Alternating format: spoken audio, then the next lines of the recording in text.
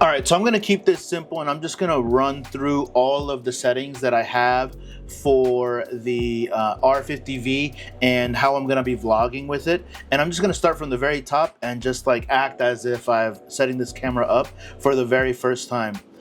So for the shooting mode, if you guys are wondering how I'm doing this and how you're able to see this screen, how I'm doing it is that I have a monitor here called the Atomos Ninja, and this monitor allows me to record internally into the monitor. So I'm recording the exact screen that's on the camera, just in case you guys were curious. So starting at the very beginning on the red menu, the shooting mode, I'm always in manual, of course. And actually, let's see if we can change a couple of things so it doesn't switch back all of the time. I think I can just do this. There we go. All right, so let's go back to the beginning. So this is the shooting mode, manual, of course, full HD. So the way that I'm gonna set this up is the Canon R50v has 3 custom dials, and I like to set it like, for example, every camera has a specific job, right? So now I am dedicating this camera as a vlogging camera for the time being. So I'm gonna set up my custom dials to fulfill this job. And actually, I recommend you guys having a similar approach to a photo camera or a video camera or both. Have your custom mode set to a job for a specific job. If you're a wedding photographer or you're a sports photographer and you mostly do that, then over time you'll figure out what settings you go to the most and set them to the custom menu. So now with that out of the way, we've decided this camera is going to be a dedicated vlogging camera, and because of that, all of the custom dials are going to be set as custom modes. One pro tip here is to dial in the 90 to 85% of your settings to the way that you like them, and then copy all 3 of them to the custom modes and then change the variables after that. So you'll have like the foundation set up, and that way you don't have to customize every single one from the very beginning. Okay, so 4K is what we're gonna be shooting in. And I like to shoot in 30 FPS. You can do 24 if you want, that's up to you, but I'm gonna be doing 30 for mine. LGOP is just what we know. I don't know what other, LGOP is the only option there. So now let's go over to recording format. Battery low, less than 25% remaining. Okay, that's fine. I think we can probably knock this out. HEVCS is a bunch of letters right there. I just do the top one, 422 10-bit. You can do the AVC 10-bit. It just depends on how powerful your computer and your editing software is and like your hardware that you have going on. Mine is pretty beefy, so I have no issues with HEVCS 422 10-bit. So that's what I go with right there.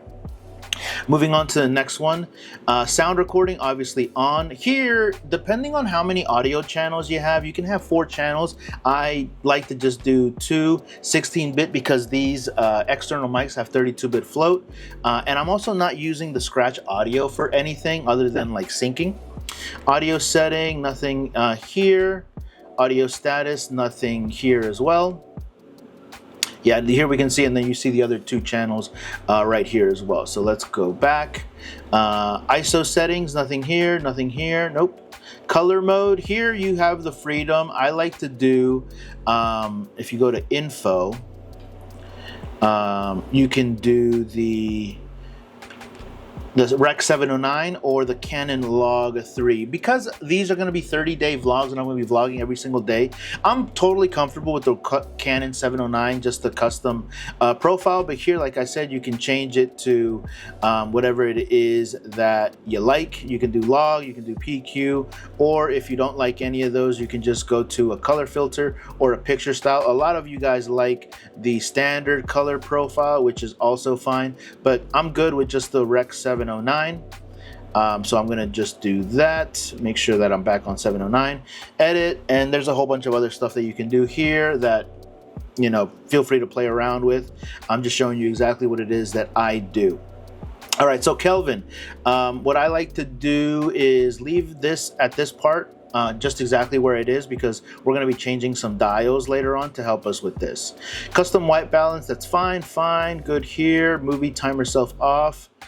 This right here, the tally lamp, on as well. IS mode, I turned this off because I don't like the digital IS. And auto level right here, I didn't know that this was an option. I've never really played with it, but the auto level gives you, actually correct me in the comments down below, but it gives you a little bit of a couple degrees of movement that you're able to see the camera kind of level the image out a little bit. So if you're a little bit like off center, off of your axes, it'll like revert back, but it's not by much. It does crop in a teeny tiny bit, and actually maybe on tomorrow's thing we will take a look at that. My battery is absolutely about to die on this thing. Let me go get a battery. I'll be right back.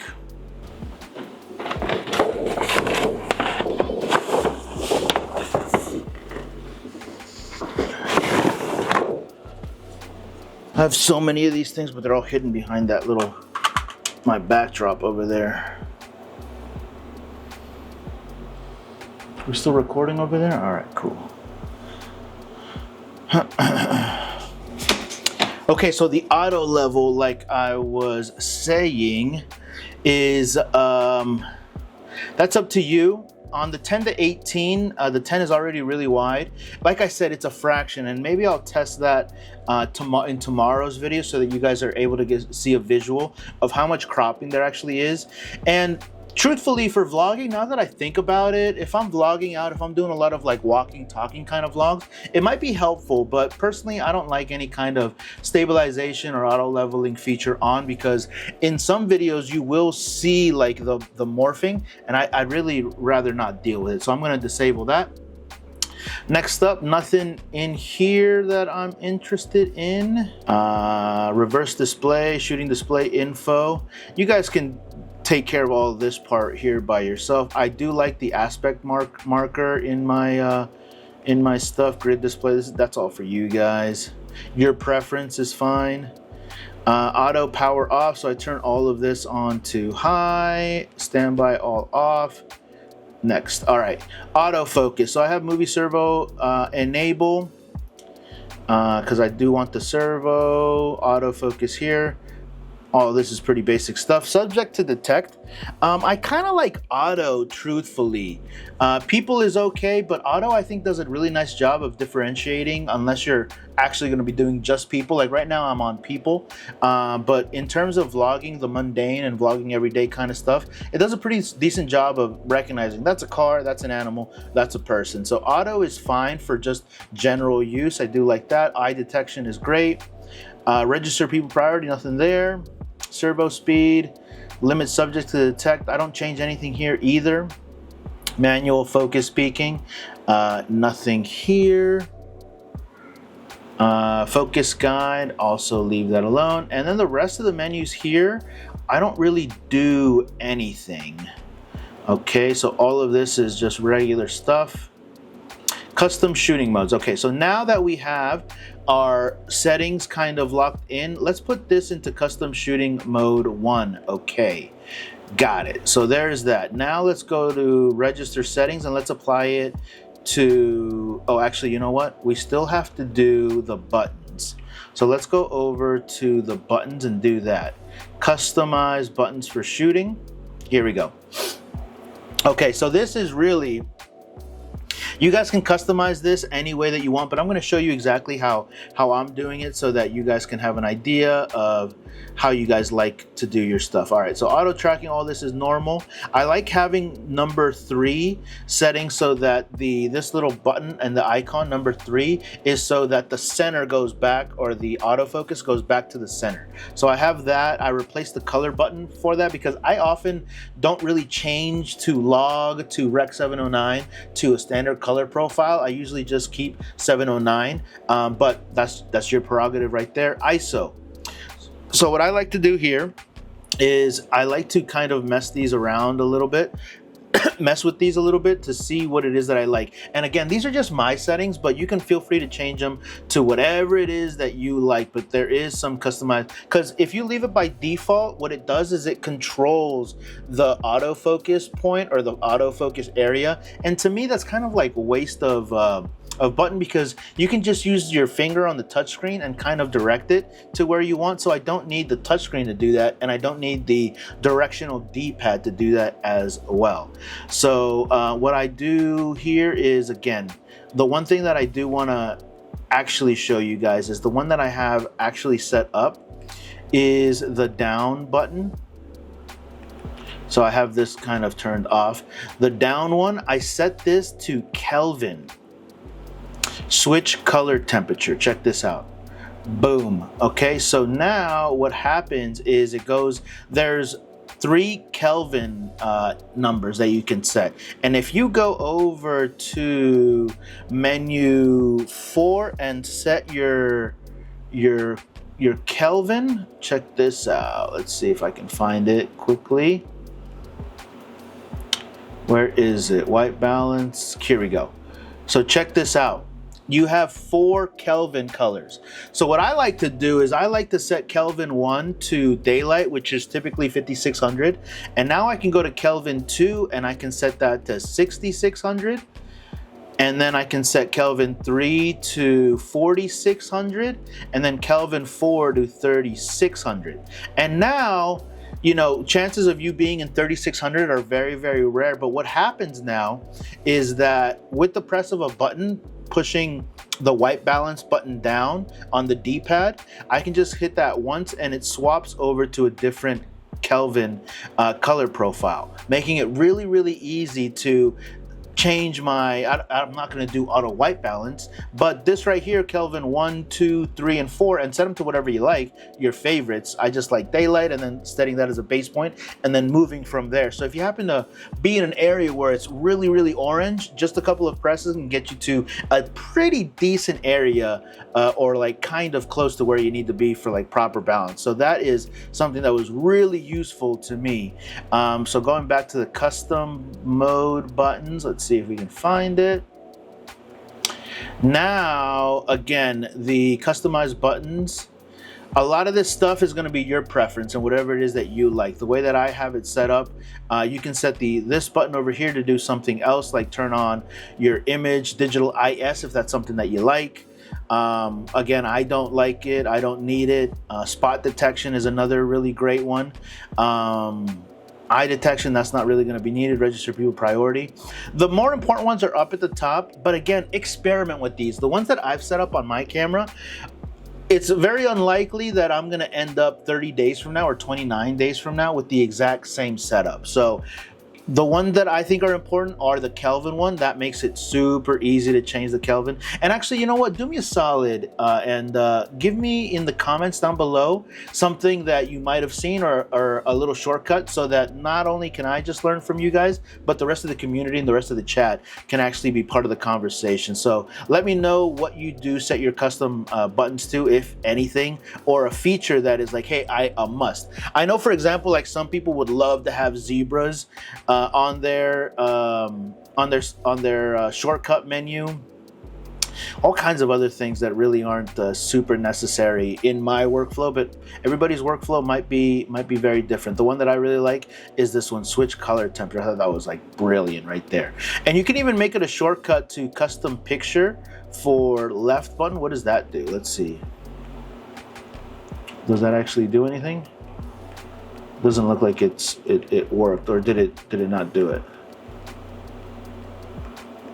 Let's do this one, and let's do color profile. Where was it? We're just kind of goofing around right now. There. Okay, so that shortcut, if you do like switching your stuff often, you press to the right and it just immediately goes to that menu. So again, there's tons of customizability. I think that what people would probably like in that menu is the color filter, because you can actually go and these color filters aren't too bad, but I really don't mess with them because I love the Canon colors myself. So I would just go to that. Yeah, that would be what I do. And custom 1 here is perfect. And again, remember that you can set you know, custom profile. You can change this to C2 to PQ, and all of these are customizable. So you literally have like endless possibilities now that I think about it. Like, you can make this camera very, very unique to what you like. Okay, so that was the customized buttons. We're not going to go any further into the customizability because really it's up to you and what it is that you guys like. And what I do want to wrap up here is kind of show you what I was talking about is, okay, so now that you have the custom buttons and everything kind of set up the way that you like it, just as a shortcut here, set this custom mode for all of them and register settings to the exact same settings, because now all of your buttons and all of your things are set to what you like, right? And now when you go into custom 1, you're going to go to that exact setting. But now click over to custom setting 2, and it's the exact same as it was before, right? But what you want to do here is, or what I did for my camera, is that now I can go into this and I can change this in case I want a different format. I can change this to, let's do full HD, and switch to 60 no crop or 120 crop. So if you find yourself, hey, I often need 120 for slow-mo, you can set that to this. Mine, I set it to 60 because I rarely do 120. And now everything is set, right? So what you want to do is go over to the settings again, and set that register settings to 2 and hit OK. Okay, and now switch over to custom 3, and guess what we're gonna do? We're gonna go back to the red menu and change to another, you know, maybe you like 4K, maybe you like 4K 24 for this next one, right? For a little bit more cinematic, and you can really make it anything that you want. So I'm gonna leave you guys there. Today's lesson was fantastic. I do appreciate you guys. By the way, I'm so thankful for last night's video because I got more of a positive response than I ever thought that I would. Again, this is day 2. Adios.